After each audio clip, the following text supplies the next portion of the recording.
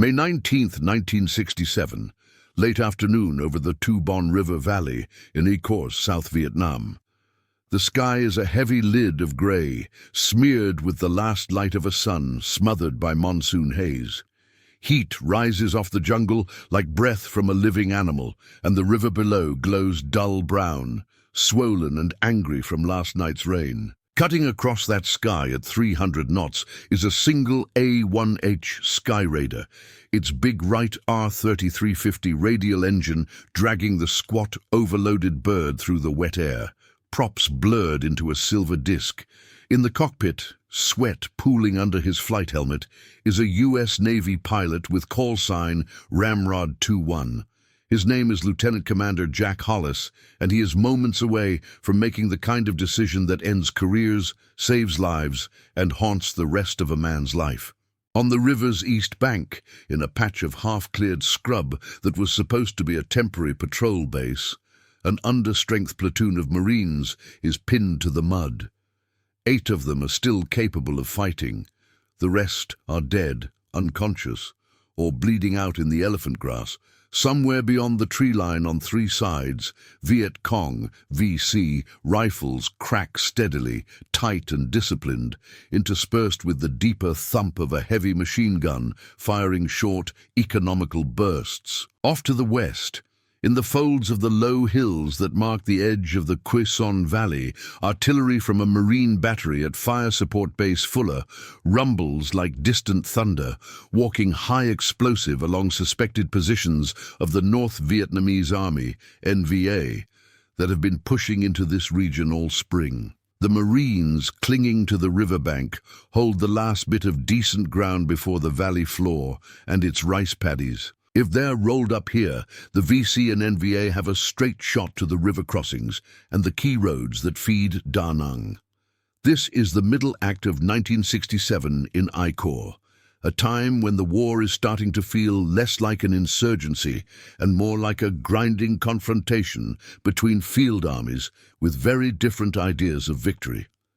The U.S. Marine Corps is stretched thin, fighting a war of outposts, patrol bases, and search-and-destroy sweeps in country that seems designed to kill infantry, triple canopy jungle, jagged ridges, and river valleys that funnel movement into predictable ambush zones. The enemy on the other side has learned the rhythm of American operations. The NVA pushes main force units through the mountains and along the Ho Chi Minh Trail, while the Viet Cong, lean and local, lace the lowlands with mines, booby traps, and kill zones. Into that chessboard of mud and foliage, air power is the hammer the Americans rely on when everything else fails. And among the aircraft orbiting over the war, the A-1 Skyraider is something of a relic, big, slow, piston-driven in the age of jets. But it can loiter for hours. It can haul a staggering load of ordnance. And in the hands of a pilot like Jack Hollis, it's less a relic and more a scalpel wrapped around a sledgehammer. Hollis came to Vietnam on his second cruise, flying off the USS Ticonderoga on Yankee Station. He'd flown jets before, A-4s off the coast of North Vietnam, dancing in and out of flak belts and dodging the invisible threat of Soviet-made SA-2 guideline missiles. Up there, the war felt like a duel between radar and speed. Down here, south of the DMZ, supporting Marines being chewed up in places with names like Con Tien, Hill 861, or the Quy Son Valley, the war felt more primitive and more personal. You got low, you got dirty, you saw faces, you saw what your weapons did. His crew knows him as steady, not flashy, the kind of pilot who gets called in when the weather is bad, the friendlies are close, and the people on the ground are screaming for help. Today he launched in weather most men would have gladly sat out. Low ceilings, heavy haze, broken rain bands, drifting inland from the South China Sea. But the call had come in from a Marine forward air controller, Covey 4, that a patrol from Echo Company, 2nd Battalion, 5th Marines, had been ambushed and was being pushed into the river. Air was danger close. They wanted Skyraiders, not jets. They wanted someone who could hang over the fight and peel the enemy off in layers. As Hollis approaches the target area, the Thu Bon twists under him in a series of sharp bends, its banks lined with coconut palms and brush. Smoke curls up from a half-dozen spots, white smoke from marine marking rounds, black columns where something somewhere is burning. His oxygen mask smells of rubber and stale breath. His gloved hand rests lightly on the throttle.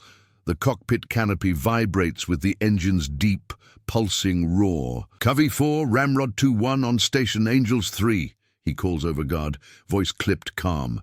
Say situation. The reply crackles back through static and jungle noise. Ramrod Two-One, Covey 4, be advised, Echo 2-3 is pinned on the east bank of the Thu Bon. Grid, stand by. The FAC's voice trails off as he checks his map. In the background, Hollis hears other sounds. Someone yelling something unintelligible, the sharp slap of a rifle firing too close to the radio mic. When the FAC comes back, his tone is tighter. Echo 2-3 is combat ineffective. 8 effectives left, enemy on 3 sides, mortars north, heavy MG on the Oxbow to your south. We marked our position with red smoke. Danger close, repeat danger close. Friendlies within 50 meters of targets. How copy? Hollis looks down and spots a thin trail of red drifting upward through the haze, almost shy against the bulk of the jungle canopy. It's so close to the river that it seems like someone jammed the smoke grenade right into the mud at the water's edge. He can just make out the faint, intermittent glint of something metallic near it. Helmets, maybe, or the shine of an overturned ammo can. He feels his pulse slow instead of spike, a familiar narrowing of focus he's come to trust. Covey 4, Ramrod Two-One. Copy 8 effectives. Danger close. I see your red. Say enemy disposition? Unknown strength. At least a squad, likely more. Getting hit from North Tree Line, East Brush and South Bend. We're calling in arty north and east. We need you to take that MG on the bend or these guys are done. South Bend. Hollis lets his eyes slide that way, his brain automatically translating the FAC's words into 3-dimensional terrain. The river makes a hook there, a lazy oxbow that curves around a finger of land. On the inside of the bend he sees it, a darker, uglier patch of green tucked low near the water. Every few seconds he catches a lance of orange there, short bursts of fire that vanish as quickly as they appear. Heavy machine gun, low, dug in, firing cross-river into the marine perimeter. He knows the pattern. The VC and maybe some NVA cadre have sprung a classic L-shaped ambush, pushing the Marines into a shallow depression near the river and then raking it from the flank. The river behind the Marines is both a barrier and a grave. If they try to swim under fire, they're dead. If they stay, and that gun keeps firing, they're dead, slower. Hollis glances at his fuel state, at the block letters stenciled along the panel reminding him that gravity and time are not suggestions. He has ordnance to burn. 2.75-inch rockets in pods slung under his wings, Mk-82 500-pound iron bombs on the inboard stations, and the twin 20mm cannon in his wings fully loaded. The Skyraider, at this moment, is the most heavily armed single-seat aircraft anywhere in the world. Covey 4, Ramrod Two-One, he says, voice steady. I'm going in for that MG. Mark for me. There's a beat of silence. Then the FAC. Copy, Ramrod. We'll pop white on the bend. Below, another plume rises, this one a harsh, bright white, blooming on the river bend like some unnatural flower. This rolls the Skyraider slightly, bringing the target into the top of his windscreen. The aircraft feels heavy in the soup-thick air, but it also feels solid, like a living extension of his hands and feet. He pushes the nose down, feeling gravity grab the aircraft and pull. The altimeter unwinds. The engine's note climbs a half step. The jungle rushes up to meet him. And as he drops into the first attack run of the day, Jack Hollis has no way of knowing that before the sun goes down, he will be swimming in that river, his bird broken and bleeding behind him, holding a rifle in hands, more used to a control stick, trying like hell to keep 8 exhausted Marines alive while Viet Cong fire rips the water around them into froth. The first pass is about establishing the geometry of the fight. Hollis brings the nose down to a shallow dive angle, just enough to see into the bend without committing to a suicide run. Through the gun sight glass, smeared with tiny specks of oil and dust, the white smoke blooms larger, then slips under the reticle. As he eases the nose further, the darker patch at the inside of the curve resolves into detail. A low earthwork dug into the bank, sandbags dark with moisture, a vine-draped log carefully positioned as overhead cover. He squeezes the mic switch on the throttle. Covey 4, Ramrod 2-1. Tally target at your white. I'm dry this pass, just looking. Tell Echo 2-3 to keep their heads down. On the right side of his cockpit, the river flashes by, a strip of swirling brown. Beyond it, near the red smoke, he can now make out individual shapes, Marines lying prone or in shallow scrapes, faces pressed into the mud, helmets low. One man is up on a knee, waving something, maybe a panel, maybe just his arm, before another Marine yanks him back down. The entire scene is framed by the flicker of muzzle flashes from the brush. As Hollis watches, a streak of light arcs out from the MG nest on the bend. Tracer fire walking along the riverbank, chewing the ground in front of the marine line. He feels an almost physical urge to roll in hot immediately, but he forces himself to fly through, staying low, mapping the terrain in his head. On the far bank, the jungle rises close and claustrophobic. There's nowhere to overshoot safely, except the open sky and the river itself. Any mistakes down here are going to be paid for in aluminum and blood. He pulls up, rolling gently back toward altitude, and the Skyraider climbs into the haze like a stone being dragged upward by invisible strings. As he levels at 2,500 feet, he hears Covey's voice again. Ramrod 2-1, Covey 4. Echo says they're ready. You're cleared hot on the bend. Friendlies are 50 meters east of your target, marked by red. Wind is light and variable. Your discretion. Copy. Cleared hot. Coming in from the north, left to right, Hollis replies. His left hand nudges the throttle forward. His right rests lightly on the stick. He selects rockets first. The Skyraider carries two 7-shot pods of 2. 75-inch folding fin aircraft rockets, FFARs, with high-explosive warheads, ideal for punching into an earthwork and shredding anything underneath. He rolls inverted, pulling the nose down again, feeling the onset of weight on his shoulders, the harness biting into his chest. Then he eases back through the roll, leveling into a shallow dive pointed straight at the bend. The world tunnels down to the gun sight. White smoke, dark nest. River curving like a scythe. He thumbs the master arm switch up, feels the faint clunk as the circuits go live. The airframe shudders as he trips the rocket trigger. A ripple of FFARs slams off the rails, streaking down in a tight pattern.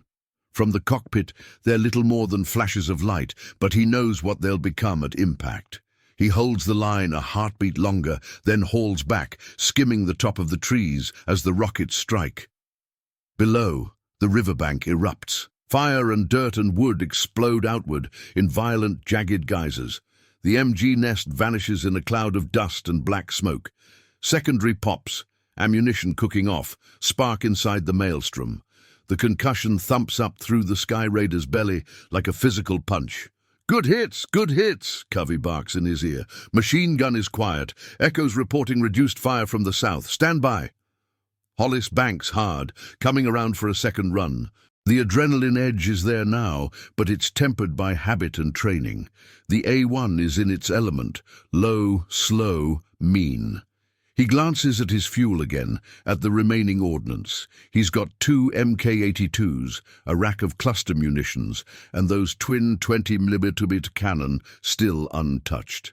Ramrod 2-1, Covey. Enemy still active in the east brush, about 70 meters from friendlies. We've got mortars to the north. Artie is working that.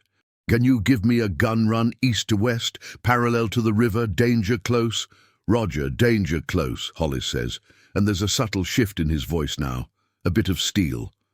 Gun runs this close to friendlies are scalpel work. There's no room for ego, only geometry and judgment.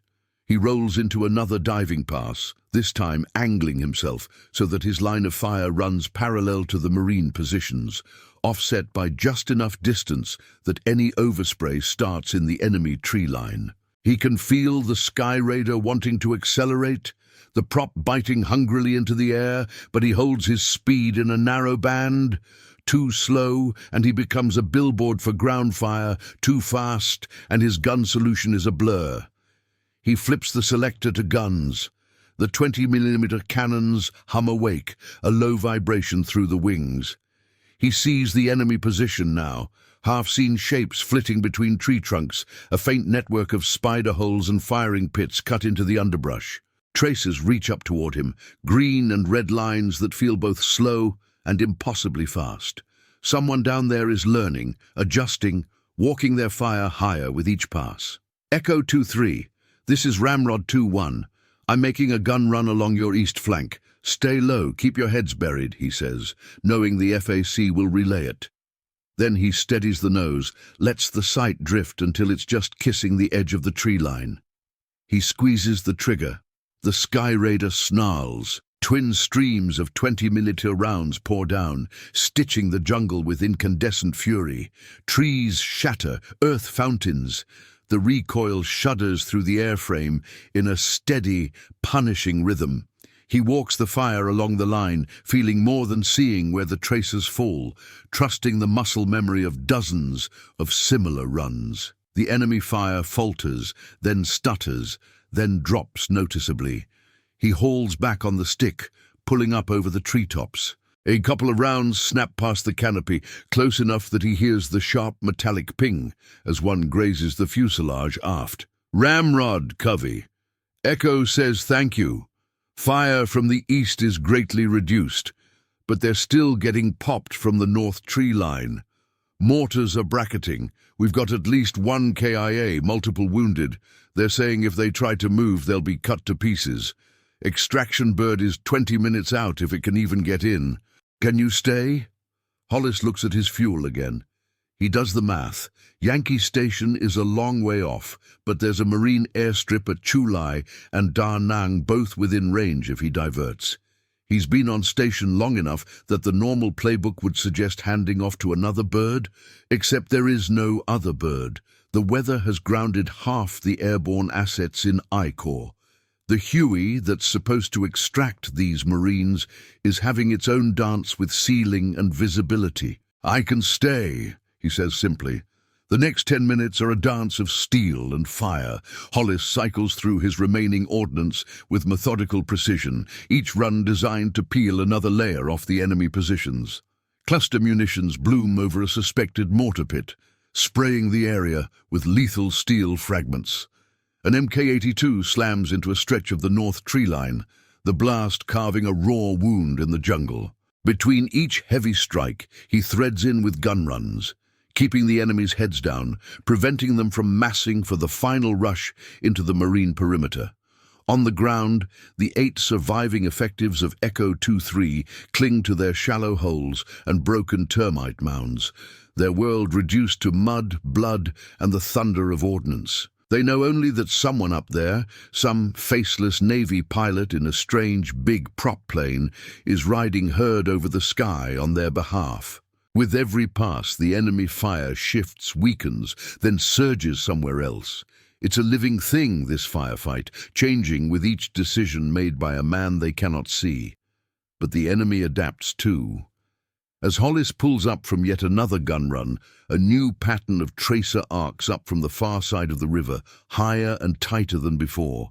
The VC have shifted their machine guns, setting up a crossfire from positions he hasn't hit yet. Somewhere behind them, perhaps, are NVA regulars calling corrections, learning his rhythms, predicting his approach vectors. On his 5th or 6th pass, he's lost count, the Skyraider lurches mid-dive with a sickening jolt. A line of tracers had arced toward him from the far bank, but he'd thought he'd beat them by seconds. Instead, one found its mark. Warning lights bloom on his panel like angry red flowers. The engine note wavers, coughs, then steadies, but with a rough edge that wasn't there before. Covey 4, Ramrod 2-1, he says, voice tight now. I'm hit. Taking fire from the far bank, west side of the river. Engine's still running, but I'm losing something. Looks like oil pressure dropping. I'm going to make one more pass, then we'll see what I've got. On the other end of the radio, the FAC's tone shifts from urgent to worried. Ramrod, Covey. Be advised, we've got extraction inbound. Call sign Stinger 14, CH46 from Marble, ETA 15. Echo says they might not last that long without you. But if you can't stay... Hollis looks down at the tiny constellation of red and amber lights on his panel, at the needle of the oil pressure gauge, creeping toward the wrong side of the arc. He glances out at the wing, where a thin sheen of oil is streaking back along the fuselage in a dark, glistening trail. I can make one more pass, he repeats, more to himself than anyone else. The Skyraider might limp to Da Nang after that, or not. But those 8 Marines have nowhere to limp to at all. The next pass is different. There's a weight to it, a sense of finality that Hollis feels in the way his hands settle on the controls. The Skyraider is wounded now, subtly but definitely. The engine song has acquired a roughness, a slightly ragged beat in what was once a smooth baritone roar. The oil pressure continues its slow, malign descent. Covey, Ramrod, mark that far bank position if you can.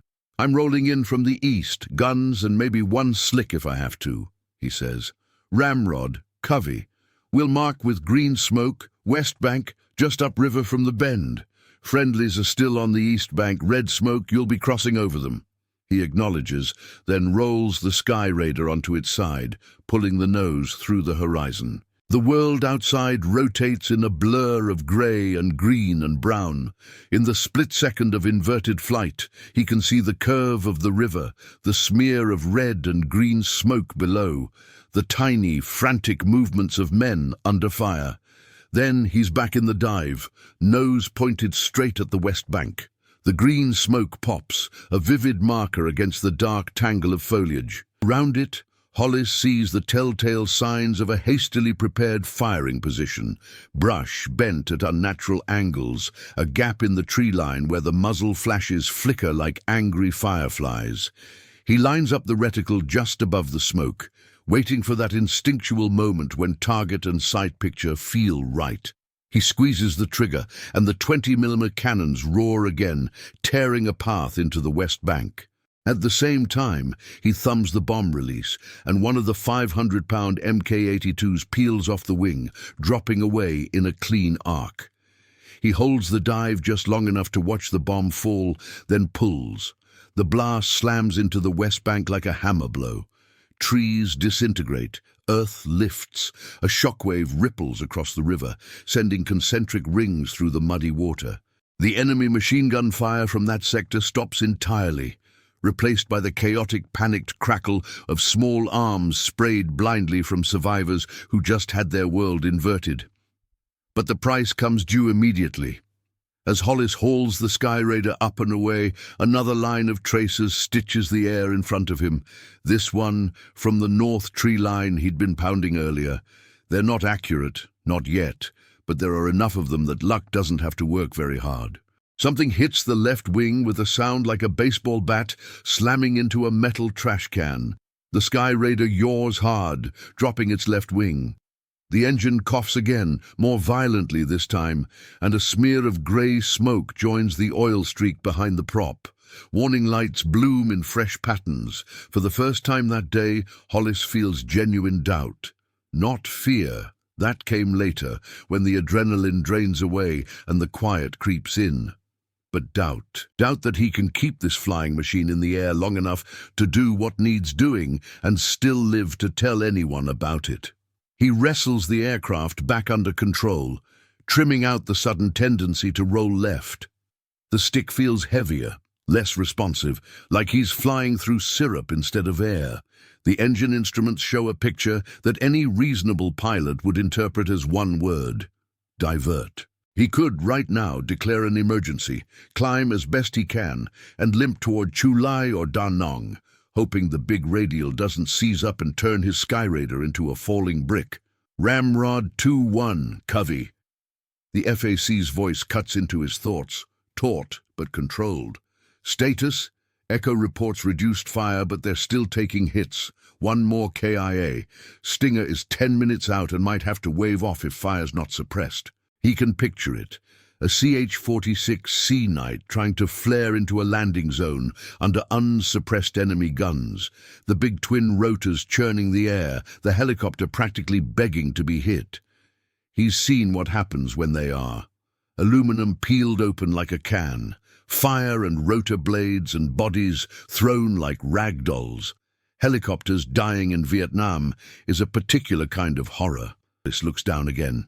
The red smoke is thinner now, drifting low. The marine perimeter has shrunk, the bodies of their fallen, lying in awkward shapes closer to the water. On the far bank, the west side position he just bombed is a smoking wound, but fresh muzzle flashes are already starting to wink in the adjacent tree line. The enemy, bloodied, is not broken. He could leave. He could tell himself that he'd done enough, that someone else, another bird, another pilot would pick up the slack. That the Marines on the ground were professionals. They knew the risks, that his first sacred duty was to keep his airplane flying and bring it home. Instead, he hears his own voice, calm and flat, speaking into the mic. "Covey, Ramrod, I'm leaking like a sieve, and I don't think the engine's going to give me much more quality time. Stinger's not going to land with this much fire coming in. If those 8 Marines move, they'll be chewed up. That river, how deep is it at their position?" There's a pause. Covey checks with Echo's platoon commander, a man who has other things on his mind besides hydrography.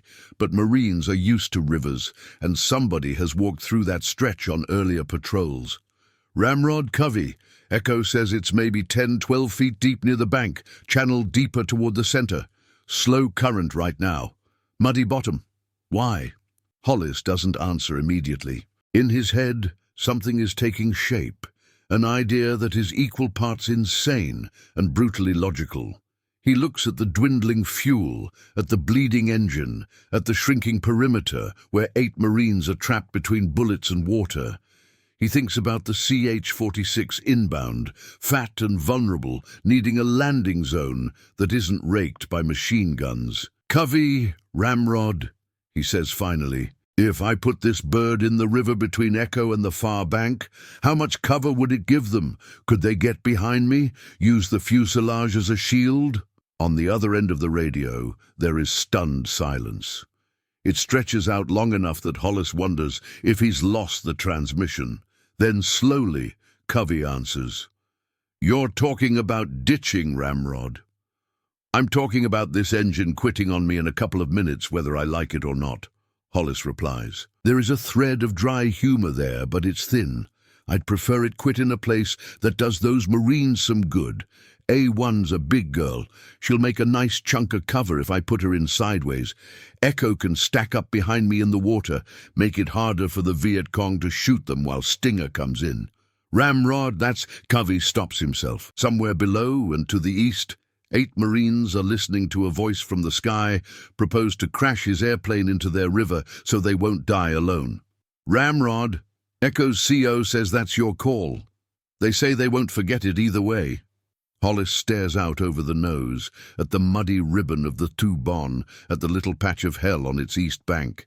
In the background, he can still hear small arms fire, the distant thump of Marine artillery walking across the north tree line. The Skyraider shudders again, a subtle, ominous vibration through the seat. He thinks briefly of the flight deck of the Ticonderoga, of the yellow-shirted directors and the catapult crews waiting for him to come back. He thinks of his squadron mates, of cold coffee in ready rooms, of the way they'll talk if he doesn't return.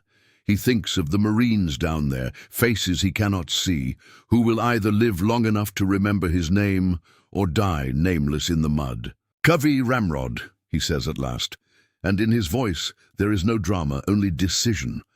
"Let Echo know I'm going to ditch in the river just off their flank, nose upstream, wings across their front if I can manage it. Tell them to be ready to move into the water and use the hull as cover. Once I'm in, I'll get on a handset if I can find one. Until then, keep the north line lit up with arty. We're going to need every distraction we can get." Covey doesn't argue. The FAC's job is to broker death and salvation, not to second-guess men who've already stepped over the line in their own heads. "Copy, Ramrod. Echo hears you. Stinger is 5 minutes out. Godspeed." Hollis reaches up with his left hand and flips switches, safing what ordnance remains and jettisoning what he can.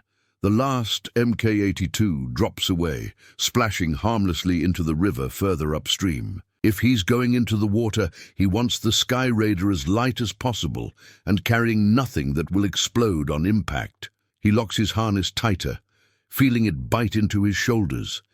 He cracks the canopy slightly, just enough that it won't jam if the frame torques on impact. The engine roughens again, coughing smoke. The oil pressure needle trembles on the edge of red. The Skyraider's big prop claws at the air one more time as he turns downstream, aligning himself with the river's curve. He can see the Marines now, closer than ever, tiny figures ducked into the mud, some looking up at the incoming bird with a mixture of fear and awe. On the far bank, VC fire intensifies, desperate now, streams of tracer reaching out to swat down the intruder that's about to change the geometry of their kill zone. Hollis feels the rounds passing around him, some close enough that he hears the angry hiss of their passage. He breathes once deeply, filling his lungs with hot, oily air. For a fleeting heartbeat, he recognizes that this is the single most important landing of his life, and it isn't on a carrier deck. "Ramrod Two-One commencing ditch," he says softly into the mic, though no one needs the update. "See you on the river." At low altitude, the river stops being a line on a map and becomes a moving, living thing with moods and textures. The Thu Bon surface is choppy today, scuffed by wind and the distant echoes of artillery. Its color is that peculiar, opaque brown that hides everything beneath, from sandbars to drowned trees to unexploded ordnance. Hollis brings the Skyraider down until the prop wash throws twin rooster tails off the water. The airframe shudders in the thick, humid air, the wounded engine protesting with each revolution. He wants as much control as possible right up to the moment of impact. He lines up just off the Marine position, judging distance by instinct, and the rhythmic flickers of muzzle flash from the far bank. He wants to hit the water slightly upstream from the Marines, angling the fuselage so that when it slides and slews and finally comes to rest, the bulk of the aircraft will lie between them and the worst of the enemy fire. If he miscalculates, he'll either drift downstream and leave them exposed, or plow into the bank and turn his own rescue attempt into a wrecked barricade they can't use. There's no simulator for this, no NATOPS manual with a chapter on intentional combat ditching to provide ad hoc riverine cover for surrounded infantry. There is only a lifetime of flying, a feel for how mass and momentum interact, and a stubborn refusal to let 8 Marines' lives be written off as the acceptable cost of doing business. He throttles back just a hair. The stall warning murmurs in the background, a nervous whisper. The river's surface rushes up toward him, details resolving, small ripples, bits of floating debris, the distorted reflections of palm trees on the banks. He pulls the nose up slightly, flaring as if for a carrier landing, but with none of the comforting solidity of a deck waiting for him, only water that will either cradle or destroy. Impact is less a bang and more a violent, prolonged tearing. The Skyraider's belly hits the river, and for an instant it tries to plane along the surface, skimming like a stone. Then the drag bites. The aircraft decelerates brutally. Hollis is slammed forward in his harness, his helmet cracking hard against the headrest. Water explodes over the nose and canopy, turning the world into a roar of brown and white. Something gives way under his feet, the gear lever or a section of the floor, and icy, muddy water spurts in from below. The radial engine, its prop now acting like a plow, tears free in a savage wrench that shakes the cockpit like an earthquake. The prop and engine assembly cartwheel away in a spray of metal and water. For a heartbeat, the Skyraider is half submerged, still possessing some forward motion. Then the left wing digs in. The aircraft yaws, slewing sideways exactly as Hollis had hoped, the broad slab of its fuselage swinging across the line of enemy fire like a shield. Water pours in through the shattered canopy and the torn seams of the fuselage. The cockpit fills to his knees in seconds. He's already moving. Hands that moments ago guided thousands of pounds of flying metal now work at much smaller but infinitely more personal tasks. He punches the canopy release and shoves upward, wincing as the frame grates against bent metal but ultimately gives way. He unclips his harness, feeling the sudden absence of restraint as both liberation and danger. Without it, he's just another body in a flooding cockpit. He scrambles out onto the wing, boots slipping on the slick, oil-smeared surface. Rounds smack into the water around him, sending up sharp little spurts.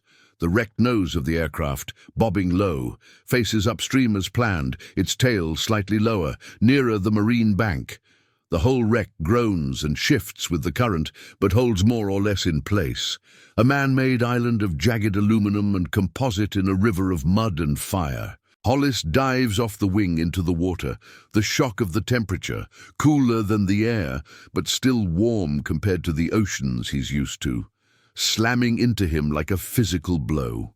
The weight of his survival gear tries to drag him under, but training takes over. He kicks free, shedding what he must, keeping what matters, the survival vest with its radio, flares and pistol, the small waterproof bag with signal mirror and smoke, the knife strapped to his calf. He surfaces on the side of the aircraft facing the Marines, using the fuselage as a shield. Enemy fire chews at the opposite side, the impact of rounds against aluminum reverberating through the metal like a hailstorm on a tin roof. He sucks in a breath, tasting oil, river muck and cordite in the air. "Echo 2-3, he shouts, using the full force of his lungs. "This is Ramrod Two-One.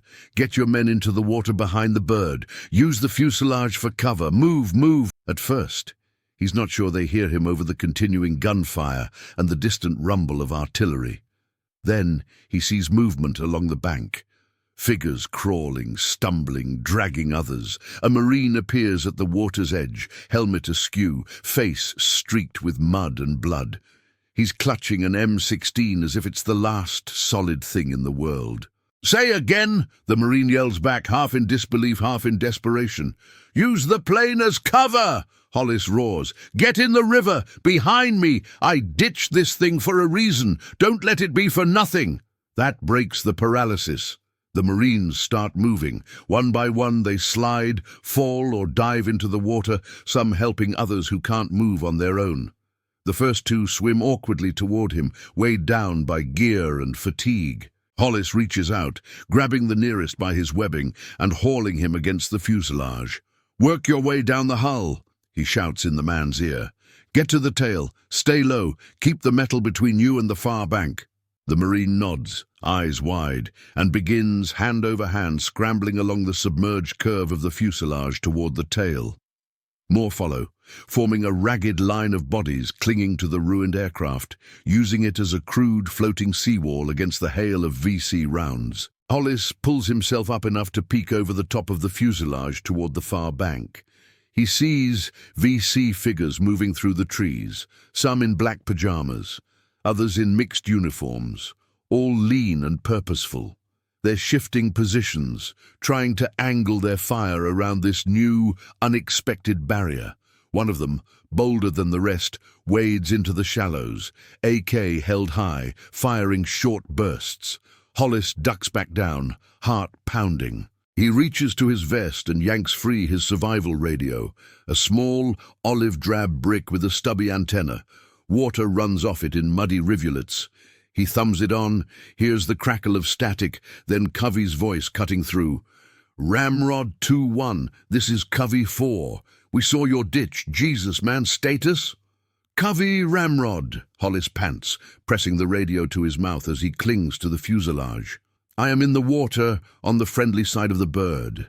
Echo's survivors are moving into the river behind the hull. Enemy still active on far bank. We need suppression on the north and west tree lines. Danger close. And we need Stinger to land now, on the east bank just upstream of my tail. The plane's giving us a little shield, but not for long." "Copy all, Ramrod," Covey replies. His voice is tight, riding the edge of what he's just witnessed. RT is shifting. Stinger is 2 minutes out, coming in low along the river from the south. "They're hearing you. Hold on." Hollis tucks the radio back into his vest and reaches for the M16 slung over the shoulder of the nearest Marine in the water. The young man hesitates for a moment, then surrenders it with a nod, producing a spare magazine from his bandolier and slapping it into Hollis's free hand. "Keep the rest of your ammo for the bird," Hollis tells him. "We're going to need it when Stinger comes in." He braces the rifle on the edge of the fuselage and eases himself up just enough to see. From this vantage, he can fire over the broken back of the Skyraider in short bursts, targeting any VC who expose themselves near the waterline. He is not an infantryman. His trigger discipline is rusty, his marksmanship untested in this kind of fight.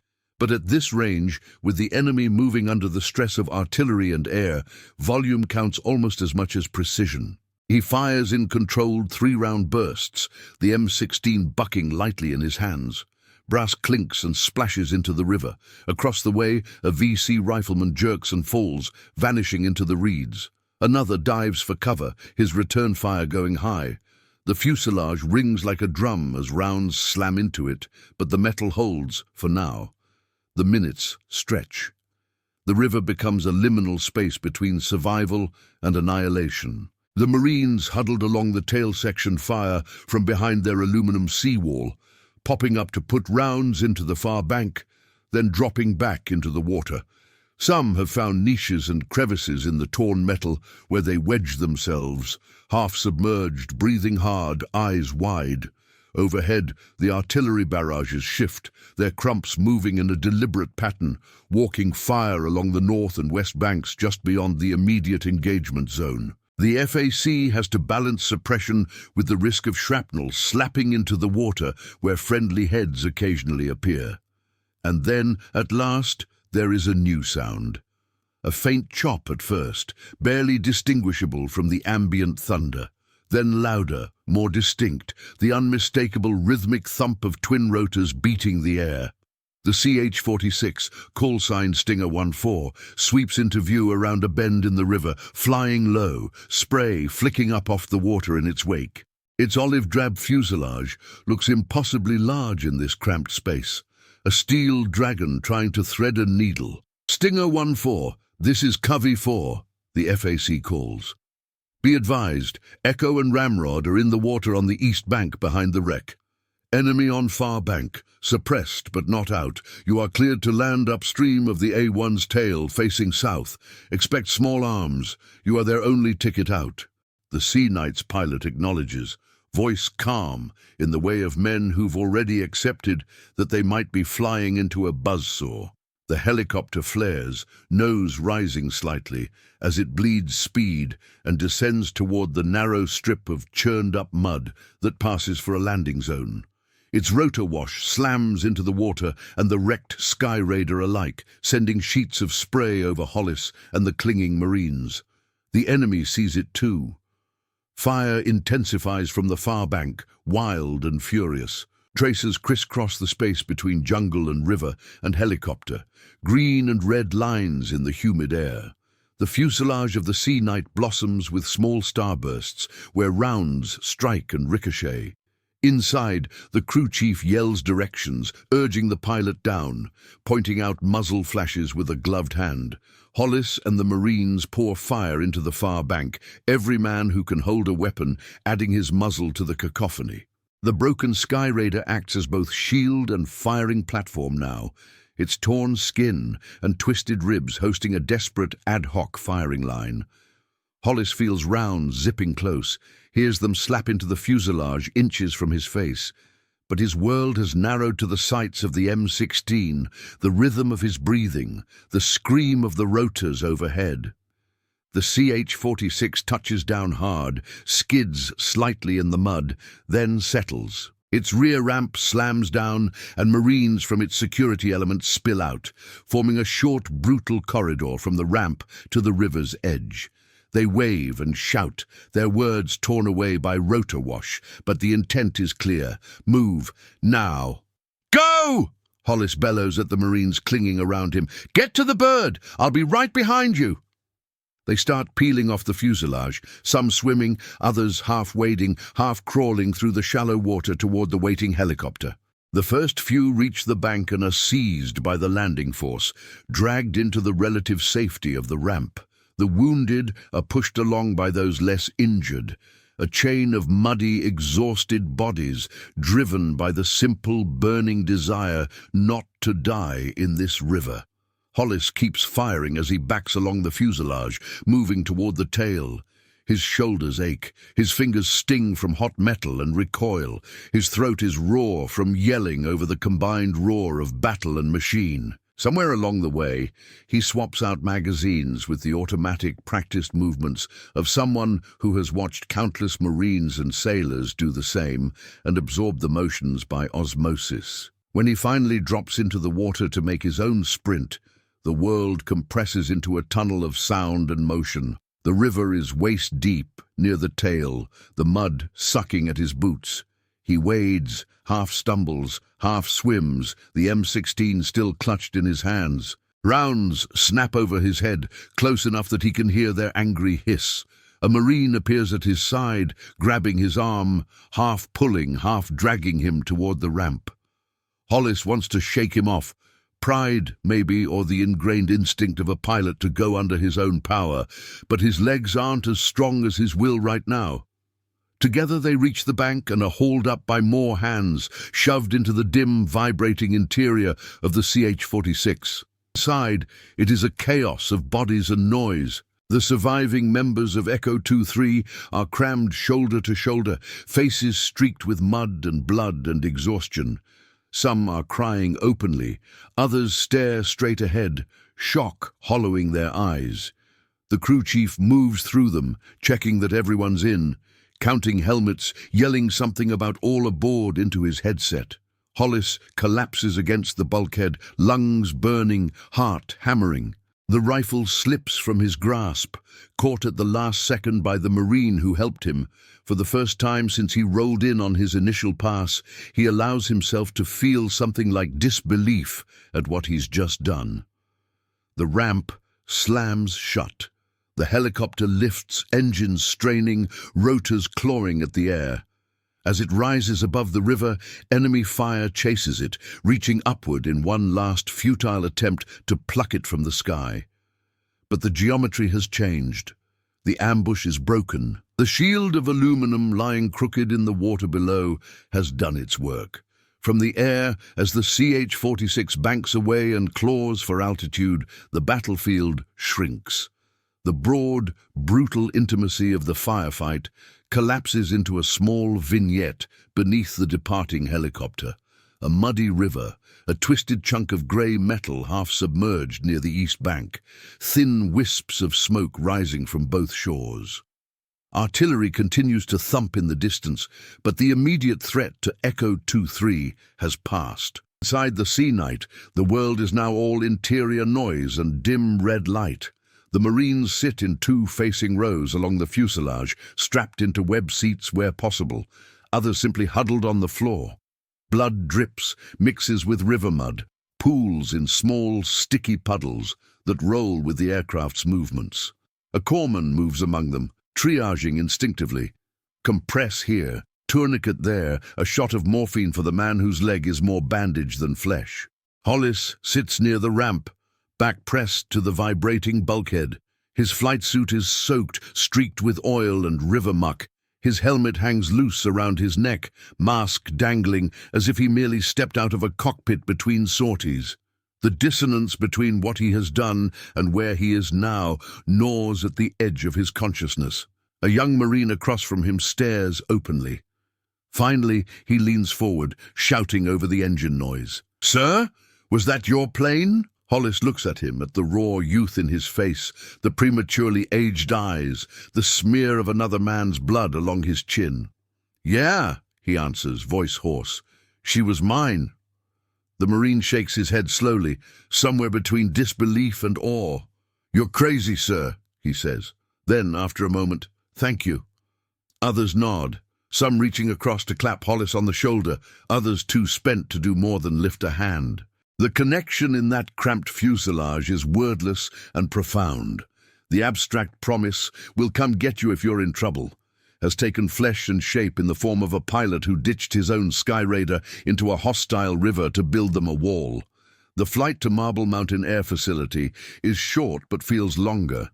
Every bump and shudder of the air carries the possibility of mechanical failure, or a lucky enemy round finding its way into a vital system.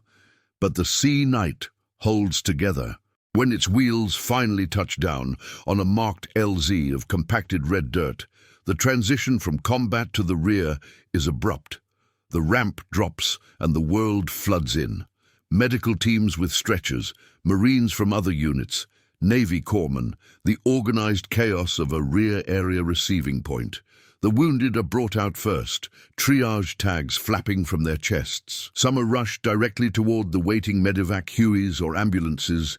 Others are shepherded to field hospitals, their fate uncertain, but no longer dictated by the immediate calculus of bullets and distance. Hollis steps off the ramp last, letting the Marines flow past him. His legs protest with each movement, muscles discovering aches and strains that adrenaline had masked. A flight line petty officer spots his flight suit and helmet, and beelines toward him, eyes widening at the state of them. "Sir, you from the TICO detachment?" the petty officer shouts. "We got word an A-1 went down on the river. They said the pilot might have bought it." "Not today," Hollis replies, managing a wry half-smile. "But she's down there all right." The petty officer's gaze flicks over him, verifying the lack of obvious major injuries, then back to the Marines being rushed past. There's no time for ceremony. He jerks his thumb toward a set of temporary structures serving as ops and debriefing rooms. "Tell an ops are going to want to talk to you, sir, and maybe some doc, too." The debrief is a blur.